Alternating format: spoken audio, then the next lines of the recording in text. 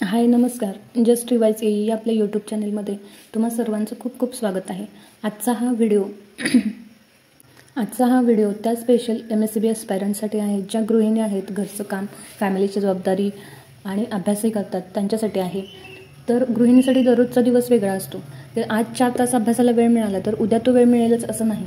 तर या सगळ्यातून घरचं काम प्लस अभ्यास या दोन्ही गोष्टी बॅलन्स करता आल्या पाहिजेत आणि त्यासाठी मी तुम्हाला आज काही 2-3 टिप्स सांगणार आहे. त्या तुम्ही नक्की वापरून पहा.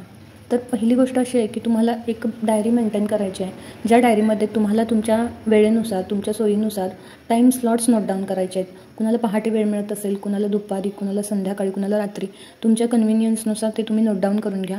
प्लस तुमचं सिलेबस तुम्ही सगळ्यात पहिला लिहून ठेवला पाहिजे आणि त्या सिलेबसप्रमाणे म्हणजे आपले जे टेक्निकल, ॲप्टी, रिजनिंग आणि मराठी हे 4 सब्जेक्ट्स आहेत.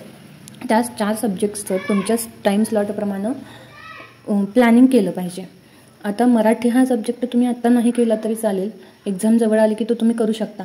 पण बाकीचे जे सब्जेक्ट आहेत टेक्निकल प्लस नॉन टेक्निकल हे दररोज तुमच्या रिव्हिजनमध्ये किंवा प्रॅक्टिसमध्ये पाहिजेतच. तर त्याचं प्लॅनिंग तुम्ही अगोदरच करून ठेवा, जेणेकरून ज्यावेळी तुम्ही अभ्यासाला बसाल त्यावेळी तुम्हाला विचार करावा लागणार नाही की आत्ता मी कोणता स्टडी करू. तर ही झाली पहिली गोष्ट. दुसरी गोष्ट म्हणजे कमीत कमी दिवसातून तुम्हाला 4 तास तरी काढले पाहिजेत. मॅक्झिमम तुम्ही कितीही करू शकता, पण कमीत कमी 4 तास काढले पाहिजेतच. तरीसुद्धा ते नाही मिळाले तर जो वेळ मिळतोय त्यात तुम्हाला तुमचा अभ्यास केला पाहिजे. फॉर एक्झाम्पल, पहाटे तुम्ही एखादा टॉपिक रीड केला असेल तर दिवसभरात तुम्ही त्याचे MCQ सॉल्व्ह करू शकताय, शॉर्ट नोट्स काढू शकताय किंवा शॉर्ट नोट्स काढल्या असतील तर त्या वाचू शकताय. त्याच्यानंतर आपण जेव्हा काम करत असतो त्यावेळी अधेमध्ये 10-15 मिनटाचा ब्रेक हा मिळतोच. तर त्या ब्रेकमध्ये फोनवर गप्पा मारण्यापेक्षा किंवा रील्स बघण्यापेक्षा, टाईम वेस्ट करण्यापेक्षा तुम्ही त्या 10 मिनटात पझल सॉल्व्ह करू शकताय, सेटिंग अरेंजमेंट सॉल्व्ह करू शकताय किंवा सिम्प्लिफिकेशन, अरिथमॅटिकचे क्वेश्चन सॉल्व्ह करू शकताय. ते क्वेश्चन सॉल्व्ह करून करेक्ट आहेत का चेक करून, चुकले असतील तर कुठे चुकलेत तर याचं ॲनालिसिस 10-15 मिनटामध्ये होऊ शकतं. तर दिवसाच्या शेवटी ज्यावेळी आपण किती अभ्यास केला याचं कॅल्क्युलेशन कराल त्यावेळी या छोट्या 10 मिनटाचा सुद्धा आपण इफेक्टिव्हली यूज केला याचं सॅटिस्फॅक्शन जास्त असेल. तर कसं असतं, नॉर्मल स्टुडंटपेक्षा आपल्याकडे खूप वेळ कमी असतो.